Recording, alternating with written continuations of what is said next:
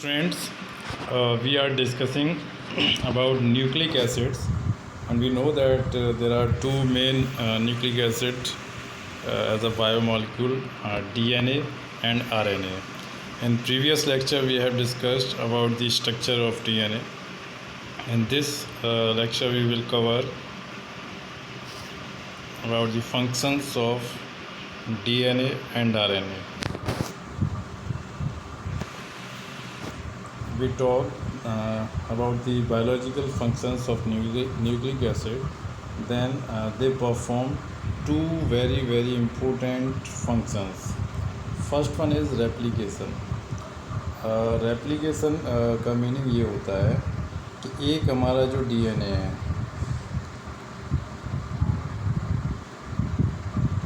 है ना, ये जो डीएनए है ये हमारा डीएनए मॉलिक्यूल है। अब जब ये एक सेल से और जब इनमें डिवीज़न होता है तो डिफरेंट जो सेल्स फॉर्म होती है, तो हर सेल में इसकी एक कॉपी जाती है ना। एक ए सेल में जाएगी, एक बी सेल में जाएगी और बिल्कुल इसकी कॉपी हो जाएगी। तो वो किस तरीके से होता है ना, एक तो उसके बारे में हम जानेंगे, और दूसरा जो वो बनता है ना, तो वो एग्जैक्ट एक दूसरे की कॉपी किस तरीके से बन जाती है उसकी थ्योरी को हम यहाँ जानेंगे। जैसे अगर ये आएगा तो ये इसी से टू पार्ट्स हो जाते हैं, है ना। अभी हम आगे इसके बारे में बात करेंगे। तो देखिए, फर्स्ट इसमें क्या है, रेप्लिकेशन का मीनिंग जो मैंने बताया, a single DNA molecule produces two identical copies of itself is called replication and it occurs in cell division. ठीक है, जैसा है बिल्कुल उसी की two equal copies cell division में हर सेल के साथ जाती है। और डीएनए के पास ये एक डुप्लीकेटिंग की एक यूनिक प्रॉपर्टी है ना। और हम ये भी कहते हैं कि जो सीक्रेट ऑफ लाइफ है वो कहीं ना कहीं डीएनए से कोरिलेट करता है, या हम कह सकते हैं it is hidden with in the DNA.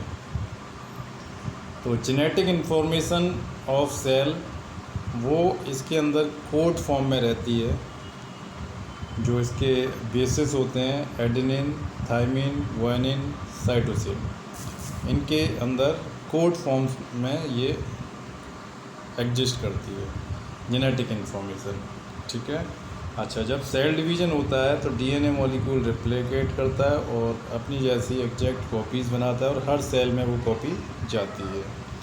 Each daughter cell has the DNA molecule identical to the parent cell, है ना। जैसा हमारा ओरिजिनल डीएनए है बिल्कुल उसी तरीके की कॉपीज़ आगे जाती हैं।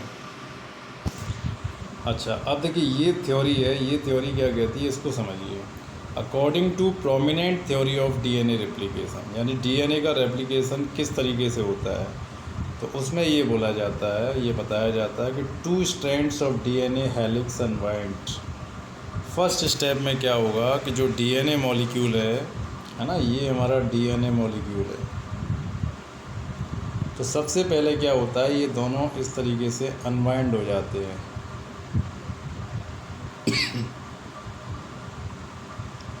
इस तरीके से। और जो ईच इसका जो हेलिक्स है या स्ट्रैंड है ना, देखिए एक स्ट्रैंड ये हो गया, दूसरा ये हो गया, ये दोनों अभी सेपरेट आउट हो गए फर्स्ट स्टेप में। अब उसके बाद क्या होगा, यही एक तरीके से टेम्पलेट का वर्क करते हैं। देखिए जो स्ट्रैंड है यहाँ पर इसके कुछ बेसिस होंगे, इसी तरीके से इसके भी कुछ बेसिस होंगे, है ना। तो उन बेसिस के जो अपोजिट बेस होंगे, जैसे प्यूरिन के लिए पिरिमिडिन होता है, एडेनिन के लिए थाइमिन होता है, ग्वानिन के लिए साइटोसिन होता है, तो वो इसके साथ आकर के फिर अटैच हो जाते हैं, है ना।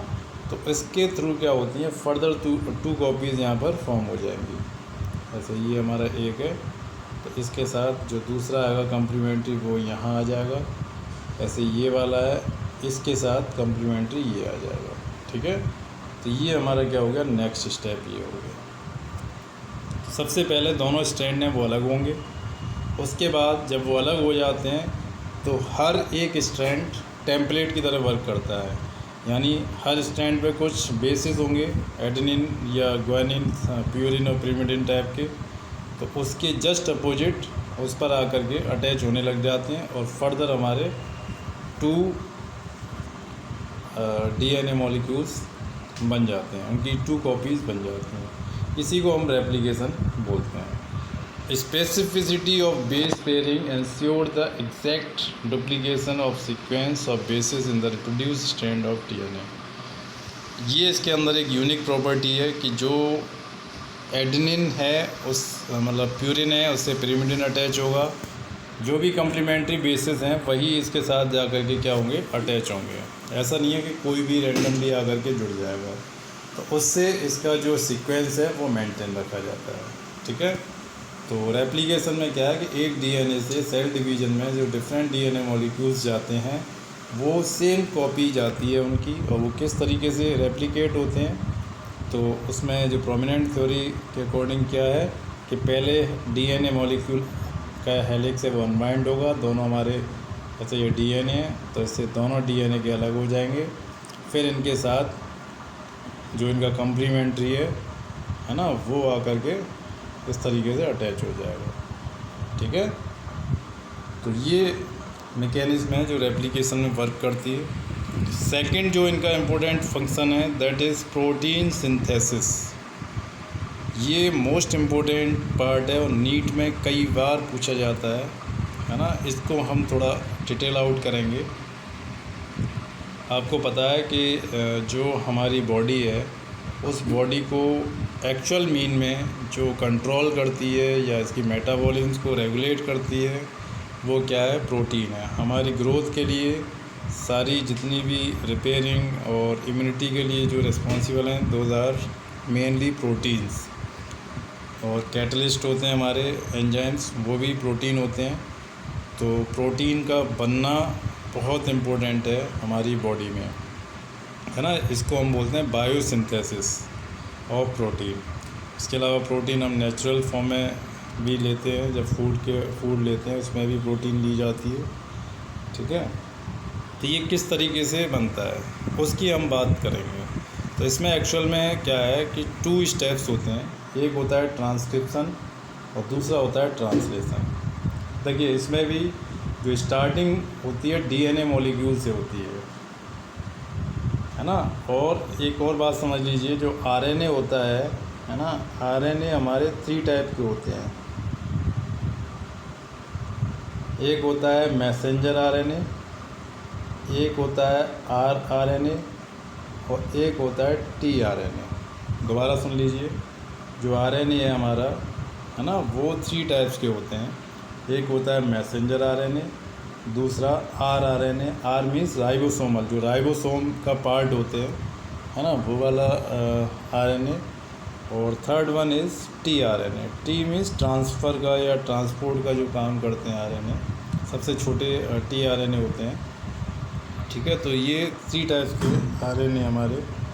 तो DNA और RNA, है ना, दोनों से ही क्या होता है, प्रोटीन की सिंथेसिस होती है। स्टार्टिंग कहाँ से होती है, DNA मॉलिक्यूल से। तो देखिए क्या है यहाँ पर, DNA molecule in a cell nucleus. DNA molecule कहाँ पर है, सेल न्यूक्लियस के अंदर। Hold the code for the protein synthesis. Protein many types की होती है हमारी बॉडी में, है ना। 1000 टाइप्स की प्रोटीन्स हो सकती हैं, है ना। वो डिपेंड करती हैं कि कौन सा जो अमीनो एसिड है वो किस तरीके से किस सीक्वेंस में अटैच्ड है ना। तो हर प्रोटीन के लिए DNA पर एक पार्टिकुलर कोडिंग होती है, या हम कह सकते हैं कि एक DNA मॉलिक्यूल है ये, है ना। तो इसमें डिफरेंट जोन होते हैं, जिन जोन पर क्या होता है, एक प्रोटीन के लिए या जो फिजिकल करैक्टर्स होते हैं उसके लिए एक स्पेसिफिक कोड होता है ना। उसको हम जीन भी कहते हैं। क्या बोलते हैं, जीन, जो एक पार्टिकुलर प्रोटीन के सिंथेसिस को रिप्रेजेंट करता है। ठीक है, अच्छा, तो genetic information is coded in DNA in the form of specific sequence of basis.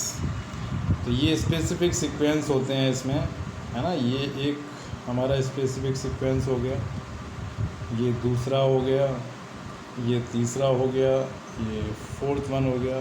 तो ये डिफरेंट डिफरेंट डीएनए मॉलिक्यूल्स पर क्या हुआ है, जोन्स हैं।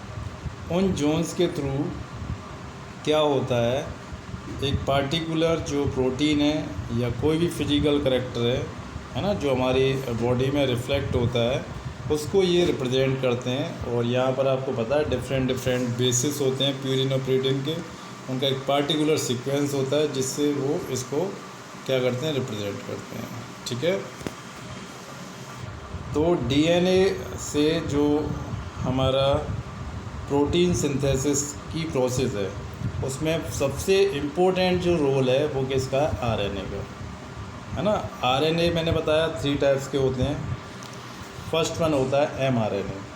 तो एमआरएनए क्या करता है, वो डीएनए के पास जाता है या डीएनए के साथ, है ना, मिल कर के काम करता है। किसका काम करता है, प्रोटीन बनाने का। देखिए कैसे काम करेगा, इट इन्वॉल्व्स, फर्स्ट स्टेप है हमारी transcription. It involves कॉपिंग of sequence of basis from the DNA strand on the RNA molecule called messenger RNA. Transcription में क्या होता है, इसमें आपको एक जो कोड है डीएनए का, देखिए डीएनए में हमने क्या बताया, इसका एक फ्रैक्शन होता है। वो फ्रैक्शन क्या करता है, एक पार्टिकुलर प्रोटीन की सिंथेसिस को रिप्रेजेंट करता है। दोबारा सुनिए, डीएनए का एक छोटा पार्ट, एक फ्रैक्शन होता है जो एक पार्टिकुलर प्रोटीन की सिंथेसिस का कोड रखता है। तो एमआरएनए वहाँ पर जाता है, उस कोड को कॉपी कर लेता है। ठीक है, एमआरएनए क्या करेगा, वहाँ जाएगा, उस प्रोटीन, जो प्रोटीन बननी है उस प्रोटीन के कोड को कॉपी कर लेगा। ठीक है, जो कॉपी करने वाला काम है उसको बोलते हैं ट्रांसक्रिप्शन, है ना। ये मान लीजिए प्रोटीन बनाने का फॉर्मूला लेकर के आता है ये, या मशीन लेकर के आता है, या रॉ मटेरियल लेकर के आता है। कहाँ से लाता है, डीएनए से। ठीक है, तो डीएनए से वो इन्फॉर्मेशन लेके आता है, वो सीक्रेट लेकर के आता है जिससे प्रोटीन बना सकते हैं। ठीक है, इस प्रोसेस को बोलते हैं ट्रांसक्रिप्शन। कौन लेके आता है, एमआरएनए। कहाँ से लेके आता है, डीएनए से। डीएनए कहाँ पर है, न्यूक्लियस में। न्यूक्लियस कहाँ पर है, सेल के अंदर सेंटर जो पार्ट होता है, जो जेनेटिकल यूनिट है। ठीक है, अच्छा, the basis of mRNA are complementary to those of DNA strand.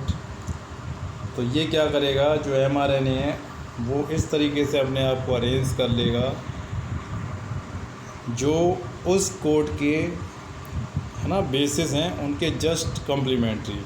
जैसे डीएनए के स्ट्रैंड पर किस तरीके से है, ए एडेनिन, उसके बाद C cytosine, then guanine, then thiamine.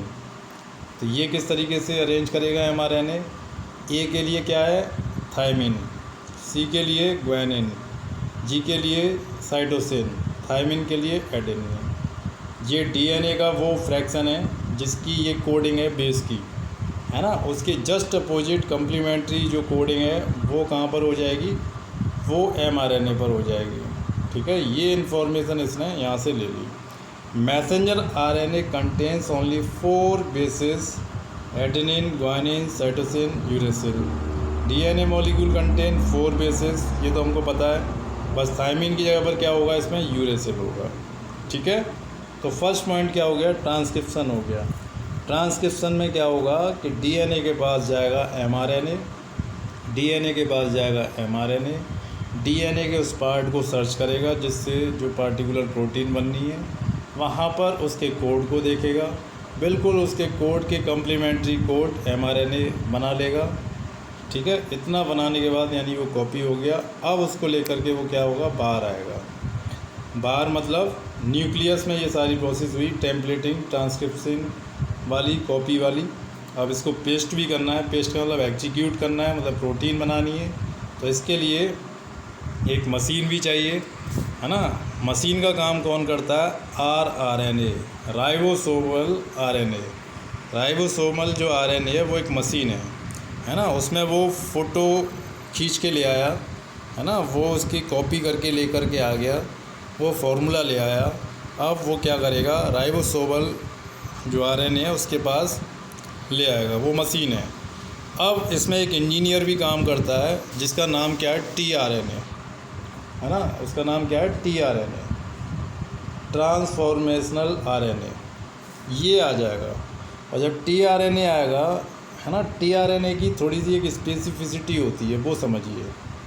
ये क्या करता है, इस पर टीआरएनए पर 3 बेसिस का एक कोडोन होता है, ये बेसिस हैं, नाइट्रोजन बेस, जैसे एडेनिन, गुआनिन, थाइमिन, इनका एक बेस हो गया, ये कोडोन है, क्या है ये, कोडोन। और एक कोडोन जो होता है वो क्या करता है, एक पार्टिकुलर अमीनो एसिड को रिप्रेजेंट करता है, ठीक है। इन्फॉर्मेशन कहाँ से ली, एमआरएनए से। किसने ली, इस इंजीनियर ने। इस इंजीनियर का नाम क्या है, टीआरएनए। इसने इस इन्फॉर्मेशन को लिया कोडोन के फॉर्म में और उससे एक पार्टिकुलर अमीनो एसिड को इसने पकड़ लिया। या हम कहें कि 3 जो पार्टिकुलर बेस का जो सीक्वेंस होगा, वो सीक्वेंस एक पार्टिकुलर अमीनो एसिड को रिप्रेजेंट करता है ना। तो एक अमीनो एसिड मिल गया, ऐसे ही वो सारे सीक्वेंस को पढ़ता जाएगा 3 के यूनिट में, और उसके अकॉर्डिंग अमीनो एसिड ऐड करता जाएगा। जैसे ये 3 का हो गया, उसके बाद अगले 3 का होगा, उससे एक अमीनो एसिड बन जाएगा, फिर तीसरा कोडोन होगा, उससे एक और अमीनो एसिड बन जाएगा, फिर एक और अमीनो एसिड, फिर उससे एक और अमीनो एसिड, और फिर फाइनली क्या होगा, ये जो सारे अमीनो एसिड हैं ये आपस में जुड़ते चले जाएंगे। तो ये जो जुड़ेंगे, जुड़ने से क्या बनेगा, एक अमीनो एसिड की चेन बन जाएगी, पॉलीमर बन जाएगा। उसी चेन को हम क्या बोलते हैं, प्रोटीन बोलते हैं, ठीक है। समझ में आया आपको ये पॉइंट।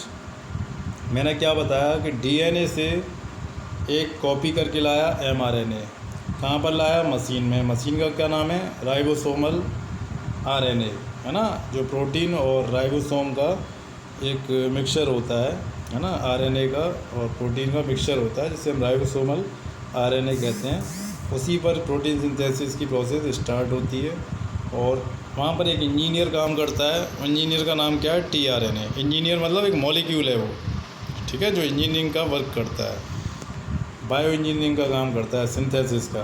कैसे, वो उस कॉपी को पढ़ता है, उसमें जो बेस के कोड हैं उनको 3 के फॉर्म में पढ़ता है, और हर 3 बेस के फॉर्म में एक हमारा क्या होता है, अमीनो एसिड। तो इस तरीके से वो बेस को पढ़ता जाएगा, अमीनो एसिड ऐड करता जाएगा, बेस को पढ़ेगा, अमीनो एसिड ऐड करेगा, बेस को पढ़ेगा, अमीनो एसिड को ऐड करेगा, नीचे से पढ़ता जाएगा और ऊपर से एक चेन को आपस में कनेक्ट करता जाएगा। तो वहाँ से हमारी प्रोटीन सिंथेसिस स्टार्ट हो जाती है। इस प्रोसेस को बोलते हैं ट्रांसलेशन। जो कॉपी करके लेके आया था एमआरएनए, उसको टीआरएनए ने डिकोड कर दिया, और डिकोड करने के साथ एक उसने बहुत ही क्रिएटिव सिंथेसिस कर दी, जिसका नेम क्या है, प्रोटीन, ठीक है। इसको हम क्या बोलते हैं, ट्रांसलेशन बोलते हैं, ठीक है। देखो, एक मैं आपको डायग्राम बनाता हूँ, दिखाता हूँ यहाँ पर, उससे आपको ये क्लियर हो जाएगा।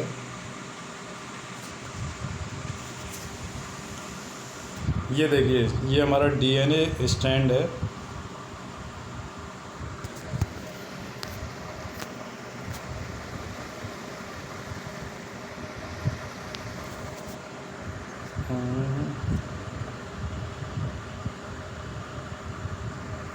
हाँ, ये हमारा डीएनए का स्ट्रैंड है, ये वाला।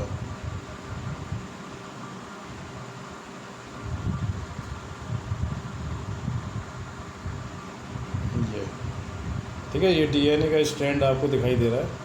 इसमें 2 स्ट्रैंड हैं, एक ब्लैक वाला ऊपर वाला, एक नीचे वाला, है ना। अब इसमें देखिए एक और चीज़ आप देखिए कि यहाँ पर जो डीएनए का स्ट्रैंड है, ये कोडिंग 5 से स्टार्ट हो रही है, इधर 3 होगा, और यहाँ 3 से स्टार्ट हो रही है, वहाँ 5 जाएगा। अभी मैंने लास्ट लेक्चर में आपको बताया था। अब इसके बाद क्या होता है कि यहाँ पर एमआरएनए आता है ना। एमआरएनए अपने जो बेस हैं उनको जस्ट इस तरीके से अटैच कर लेता है, उस पार्ट पर लेकर के आता है जिसमें प्रोटीन का कोड है। तो यहाँ पर देखिए, जैसे हमारा ये देखिए, सी के साथ क्या है, जी, सी क्या है, साइटोसिन, और जी हमारा क्या है, ग्वानिन। ऐसे ये देखिए, टी के साथ क्या है थायमिन, और यहाँ पर उसके साथ क्या है एडेनिन। ऐसे ये देखिए जी के साथ क्या है सी, टी के साथ ए, है ना, और टी के साथ ए।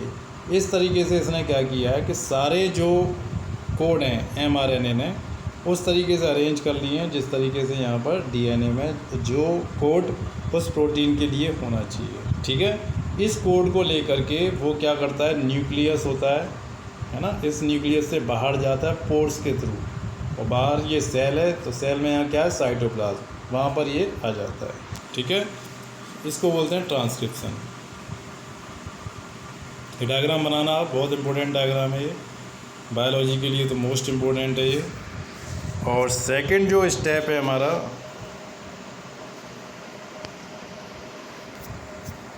उसमें देखिए क्या है, ये स्ट्रक्चर देखिए आप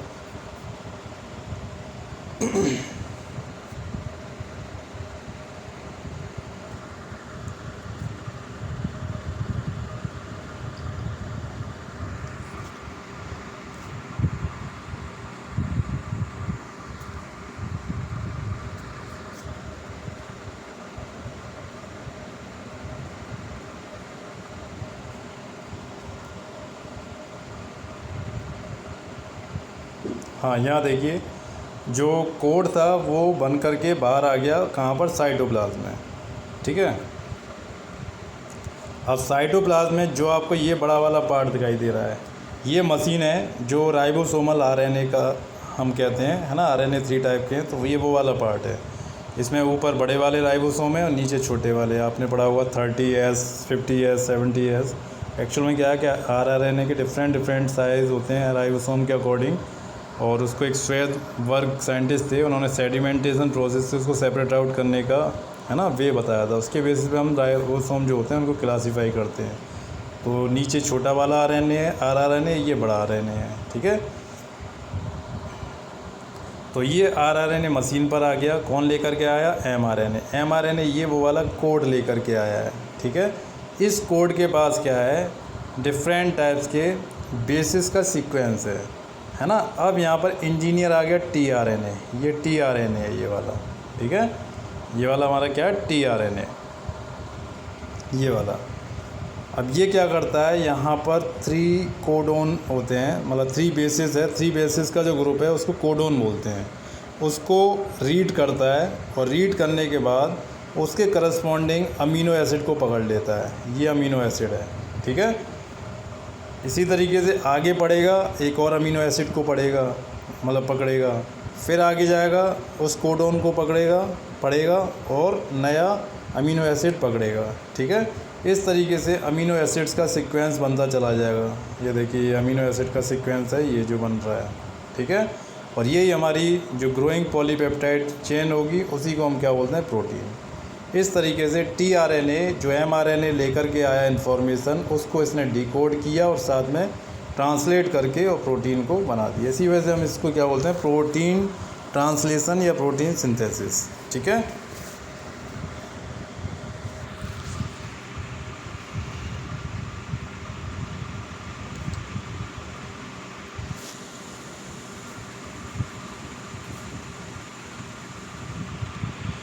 तो सेकंड स्टेप में देखिए क्या हो रहा है, जो after transcription mRNA moves from nucleus of the cell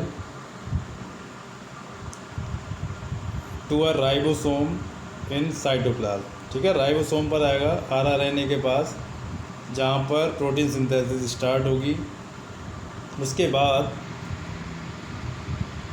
each triplet of nucleotide, है ना, जिसको हम क्या बोलते हैं, कोडोन बोलते हैं।